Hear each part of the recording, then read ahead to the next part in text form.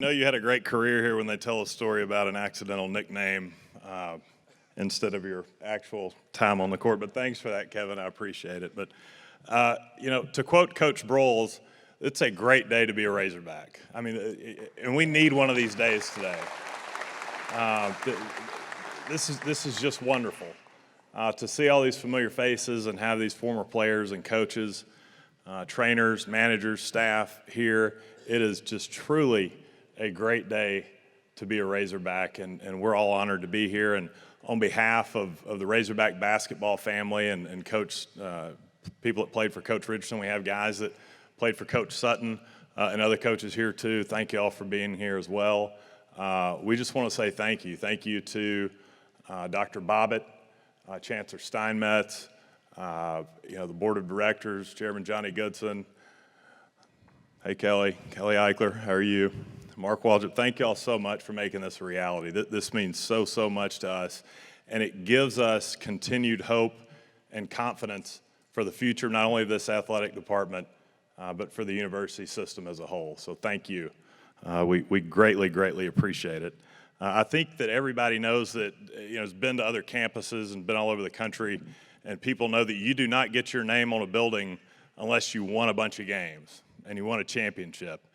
Or multiple championships or conference championships. And Coach definitely checked every box imaginable in his time here at Arkansas. And you see these other coaches' names on stuff, and that's all you can think of. You know about the wins. And obviously you've heard some today, and you'll hear some later. Coach Richardson was much more than basketball. It was much more than wins and championships. His legacy is something that will far outlive any championship and any win. And that's why his name on the court was so important to so many former players. Here in a minute, we're all going to walk over to Bud Walton Arena to see his name on the court, and those memories will start coming back. You're going to see that. You're going to start thinking about Big O grabbing a rebound with that big hand of his and shooting a laser beam 87 feet down the court to Todd Day, who was cherry picking as always for a dunk. He's probably talking at the same time.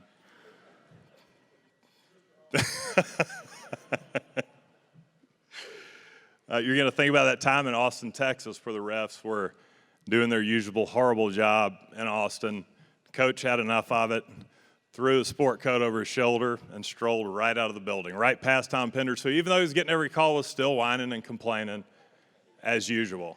Coach is in the locker room. Lee Mayberry hits a shot from 30 feet out to go to overtime, and I don't think Matt Zimmerman can run as fast as he did back then, but Matt sprinted back to the locker room and told Coach, get your butt out here.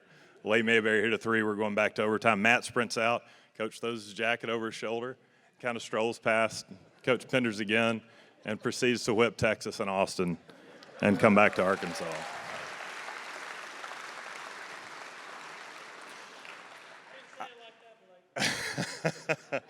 There's kids here. You'll think about Corliss Williamson, a son of Arkansas, being the best player in the entire country, leading the best team, one of the best teams in the history of college basketball, to that national championship in a way that only Corliss can. And for a guy nicknamed Big Nasty, he's still one of the great people that have ever worn a Razorback uniform. You'll think about Scotty Thurman hitting that rainbow three to win the national championship game. If you're a basketball nerd like me, you'll also remember that Dwight Stewart had an open shot, but he dropped the ball. And then those great passes Dwight made, he flicks it over to Scotty, and he catches it right in that shooter's pocket and shoots that rainbow over Antonio Lang, and the rest is history. I was 13 years old when that happened, and I remember that Sports Illustrated coming to our house and seeing President Clinton spinning the basketball on his finger with an Arkansas jacket on in front of the White House, and just as a kid in Montgomery, Alabama, thinking, damn, they've even got the president. This is unfair. How do they, it was bad enough to see what they did to all the teams that some of us grew up liking, and then to have the President of the United States doing that too was just borderline flagrant. And one of the best images that I have is Coach holding that national championship trophy with Miss Rose right next to him. If you know Coach and you know Miss Rose, she's everything. She's as tough as they come, and she's been a mom to every single one of us.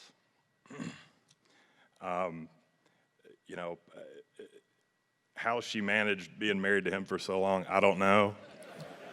but it's a testimony to her toughness and patience. And we would go out to Coach's farm all the time. It was a highlighted play on the team. And she would cook, and we would all hang out. And, inevitably she'd come over if you looked down or frustrated and put her arm around you and ask if you were okay. And she always called me Blakey, which was kind of weird. But she put her arm around me and goes, "Oh, Blakey, what's wrong? Are you okay? Is Nolan picking on you?" And you knew not to say yes. You just said, "Oh, no, it's fine. It's fine." And one time I accidentally kind of shrugged my shoulders and went, "Oh, I mean, kind of maybe a little bit," and thinking that she was just going to hug me and tell me she loved me. And if you know Rose, that's not what she did. She immediately yelled across the room with every other teammate and staff in the room, "Nolan, are you picking on my Blakey? Leave him alone." And Coach looked at me like he was going to kill me. And for the next 2 weeks, he proceeded to try to. And fortunately, I'm here today to talk about it. And those are some of the great memories we'll have when we walk over there. But when you talk about legacy, I hope that everybody has some of the same memories that the members of our family has, and that you'll also think about that kid that was raised by his granny in El Paso. You'll think about that boy that had to cross the Mexican border to be able to go into a movie theater. You'll think about that young man that would score 30 points for Texas Western for the great Don Haskins. And then he couldn't get off the bus to go eat with his team because of the color of his skin. Coach Broyles, in his infinite wisdom, hired Coach Richardson.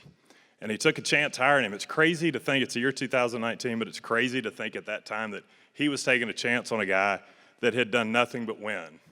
Junior high level, high school level, junior college national champion. He won the NIT at Tulsa, Paul Pressey, the great Mike Anderson. He probably fouled a lot then, just like he doesn't pick up now, but he hustled. To think that was considering taking a chance is crazy. But he hired Coach Richardson, and the rest is history. But with all the challenges that Coach Richardson faced throughout his life, his greatest challenge was happening when he came to Arkansas. His 15-year-old daughter, Yvonne, was struggling with a leukemia diagnosis, and she was in the fight of her life. The whole Richardson family was. And to think about Coach, all he had been through his life, when he got to Arkansas, to be fighting through that with his family the first 2 years, and to be able to overcome and persevere and get through that, and not just get through it for his family, but to take a basketball program and change college basketball forever in the process, and give us some of the greatest times that we will ever have here at the University of Arkansas. And it's just that tremendous, tough fighting spirit that he's got that you just can't replicate. And he's just an amazing guy. Getting your name on a court or on an arena or on a field is great. But this is about more than just honoring a man that won games and won a national title.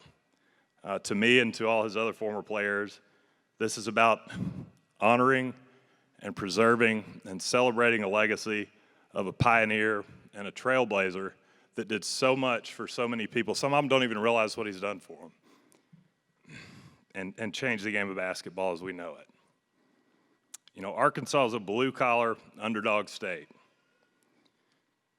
If you want to be successful here on the national or even international level, you got to try harder. You got to fight harder. You have to prove yourself a little bit more than people from other places. In that spirit, Nolan's story, Coach Richardson's story, is the quintessential Arkansas success story. That's who he is.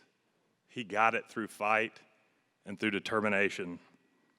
And, because of that, I can't think of a more fitting tribute to honor Coach than to etch his name permanently on the stage where he showcased all of those abilities and gave us so many wonderful memories and gave so much fame and so much notoriety to the University of Arkansas.